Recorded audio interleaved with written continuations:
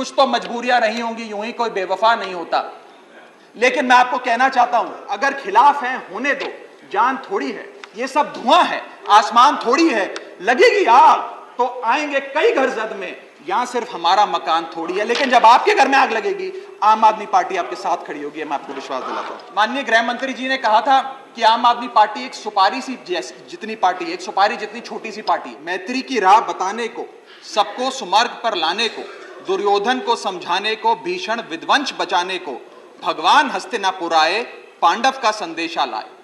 भगवान कहते हैं, दो न्याय अगर तो आधा दो, पर इसमें भी यदि बाधा हो तो दे दो केवल 5 ग्राम, रखो अपनी धरती तमाम, हम वहीं खुशी से खाएंगे, परिजन पर हंसी ना उड़ाएंगे। 30 करोड़ भारतवासियों की ओर से बोलने के लिए खड़ा हुआ हूं। सर, इससे ज्यादा असंवैधानिक, गैर कानूनी कागज का टुकड़ा एक बिल के माध्यम से शायद ही आज से पहले कभी संसद भवन के भीतर लाया गया होगा। और अपना वक्तव्य शुरू करने से पहले मैं महाभारत के एक अंश का वर्णन करना चाहूंगा, जिसे रामधारी सिंह दिनकर ने एक बहुत ही महत्वपूर्ण कविता में लिखकर बताया है, जिसमें भगवान श्री कृष्ण एक शांति दूत बनके पांडवों की ओर से हस्तिनापुर जाते हैं शांति का प्रस्ताव लेकर। कवि लिखते हैं, मैत्री की राह बताने को, सबको सुमार्ग पर लाने को, दुर्योधन को समझाने को, भीषण विध्वंस बचाने को, भगवान हस्तिनापुर आए, पांडव का संदेशा लाए। भगवान कहते हैं, दो न्याय अगर तो आधा दो, पर इसमें भी यदि बाधा हो तो दे दो केवल 5 ग्राम, रखो अपनी धरती तमाम, हम वहीं खुशी से खाएंगे, परिजन पर हंसी ना उड़ाएंगे।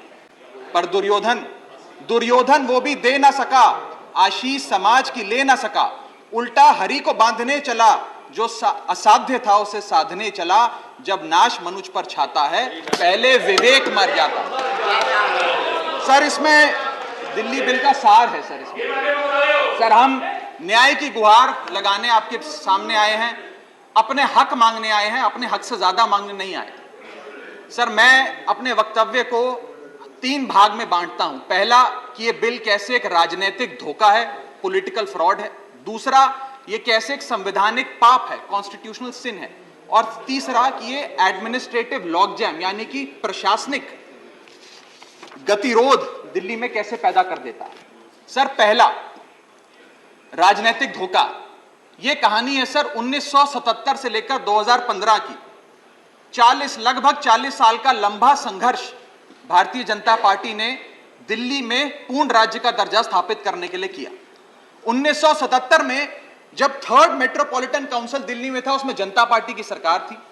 उन्होंने मता पास कर कहा कि दिल्ली को पूर्ण राज्य का दर्जा बनाएंगे।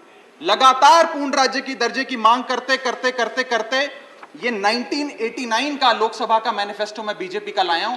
1989 के मैनिफेस्टो में पेज नंबर 361 पे पॉइंट नंबर 10 पे ये कहते हैं, ग्रांट स्टेटहुड टू यूटी और दिल्ली। यानी कि 1989 से लेकर लगातार ये लोग दिल्ली को पूर्ण राज्य का दर्जा दिलाने की मांग करते रहे। यहां तक कि जब 1991 में कांग्रेस की सरकार ने दिल्ली में विधानसभा का गठन किया, उससे भी ना पर्याप्त मानते हुए लाल कृष्ण आडवाणी जी, मदन लाल खुराना जी, सबने बयान दर्ज कराए कि यह भी दिल्ली के साथ न्याय नहीं है, दिल्ली को पूर्ण राज्य का दर्जा मिलना चाहिए और हम इसके लिए आंदोलन चलाएंगे। और लगातार इन लोगों ने संघर्ष किया, आंदोलन किया। सर, 1998, 1999 में फिर अपने मैनिफेस्टो में बीजेपी ने, ये 1999 का मैनिफेस्टो है, ये जारी कर कहा कि हम दिल्ली को पूर्ण राज्य का दर्जा देंगे।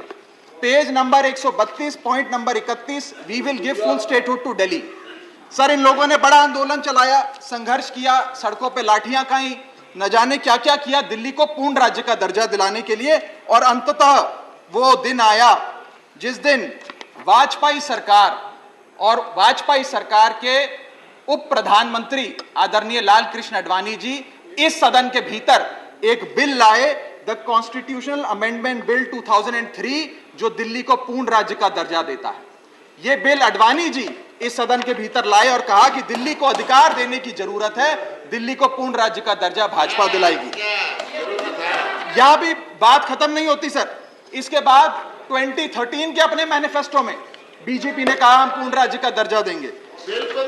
इनकी जून 2013 में नेशनल एग्जीक्यूटिव की मीटिंग हुई, उसमें मता पास कर कहा हम दिल्ली को पूर्ण राज्य का दर्जा देंगे। यहां तक कि इनके सांसद इनके सांसद डॉक्टर हर्षवर्धन ने बयान दिया कि जब आदरणीय नरेंद्र मोदी जी देश के प्रधानमंत्री बनेंगे हम दिल्ली को पूर्ण राज्य का दर्जा देंगे। ये इन सब ने सर लगातार बातें कही और दिल्ली को पूर्ण राज्य का दर्जा दिलाने की मांग लगातार भारतीय जनता पार्टी दिल्ली वालों के सामने रखती रही। सर ये बिल सिर्फ संविधान का और लोकतंत्र का अपमान नहीं है, ये बिल लाल कृष्ण आडवाणी जी का, अटल बिहारी वाजपेयी जी का, मदन लाल खुराना जी का, सुषमा स्वराज जी का, अरुण जेटली जी का, सबका अपमान करने का और उनके 40 साल के संघर्ष को मिट्टी में मिलाने का काम करता है। सर मैं माननीय गृह मंत्री जी का बयान लोकसभा में सुन रहा था। उन्होंने कहा कि नेहरू जी ने, पंडित नेहरू ने यह बात रखी थी कि दिल्ली को पूर्ण राज्य का दर्जा नहीं मिलना चाहिए।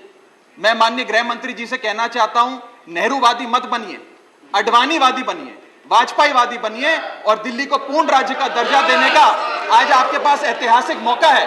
दिल्ली को पूर्ण राज्य का दर्जा दीजिए। सर इस बिल को लाने का असल कारण क्या है? यह बिल क्यों लाया गया है?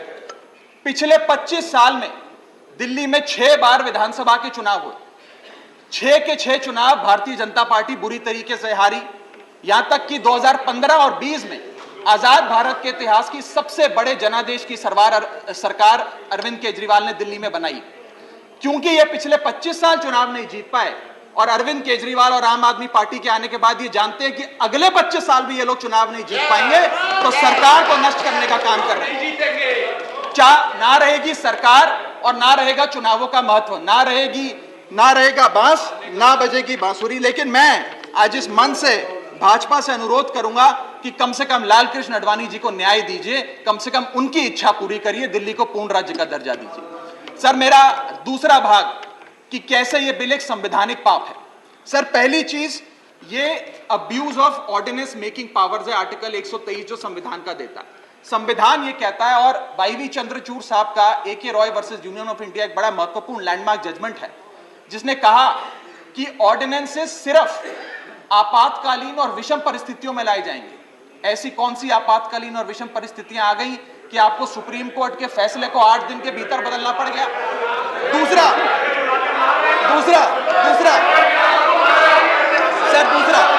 सर देखिए सर सुप्रीम कोर्ट की दूसरा बिंदु, यह सुप्रीम कोर्ट का अपमान है। सुप्रीम कोर्ट के फैसले को 8 दिन के भीतर 5 जजों के संवैधानिक पीठ के सर्वसम्मति के फैसले को बदल के आज भारतीय जनता पार्टी ने एक मैसेज दिया है कि हम सुप्रीम कोर्ट को भी चैलेंज करते हैं, सुप्रीम कोर्ट के फैसले को भी नहीं मांगते। आपको जो ऑर्डर जारी करना है करो, हम चंद दिनों के अंदर ऑर्डिनेंस लाकर उस फैसले को बदल देंगे। They have challenged the majesty of the honourable supreme court sir.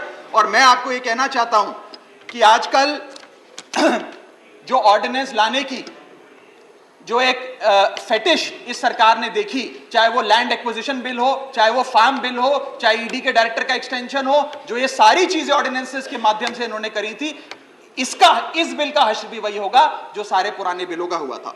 Sir third बिंदु कि कैसे ये बिल संघीय ढांचे को एरोड करता है। हमारा भारत का संविधान और सुप्रीम कोर्ट का 2023 का 2018 का संवैधानिक पीठ का फैसला कहता है कि दिल्ली के पास एक यूनिक फेडरल आइडेंटिटी है, यूनिक कॉन्स्टिट्यूशनल आइडेंटिटी है, और भारत का संविधान जो हमें संघीय ढांचा देता है, जो शक्तियां देता है, उन शक्तियों को एनक्रोच करने का काम यह सरकार करती है, हमसे अफसरशाही और तमाम शक्तियां छीनकर। मैं आपको सुप्रीम कोर्ट का वो एक वाक्य पढ़ के सुनाना चाहूंगा। The majority in the 2018 constitutional जज bench held that while the NCT of Delhi could not be accorded with the status of a state, the concept of federalism is applicable to Delhi. हम पूर्ण राज्य नहीं है, लेकिन फिर भी राज्य का दर्जा एक संघीय ढांचे के परिप्रेक्ष्य में दिल्ली को मिलता है। उसके बाद सर इन लोगों ने तो कमाल ही कर दिया, आज बिना संवैधानिक संशोधन लाए संविधान को बदल दिया, मात्र एक एक्ट ऑफ पार्लियामेंट से, जो आज तक शायद भारत के इतिहास में कभी नहीं हुआ। सर इसके बाद ये बिल पार्लियामेंट्री अंडरमाइन करता है प्रिंसिपल्स ऑफ कलेक्टिव रिस्पांसिबिलिटी को। भारत का संविधान कहता है सर कि परमानेंट एग्जीक्यूटिव और पॉलिटिकल एग्जीक्यूटिव मिलके लेजिस्लेचर के प्रति जवाबदेही होंगे। ये प्रिंसिपल ऑफ कलेक्टिव रिस्पांसिबिलिटी है।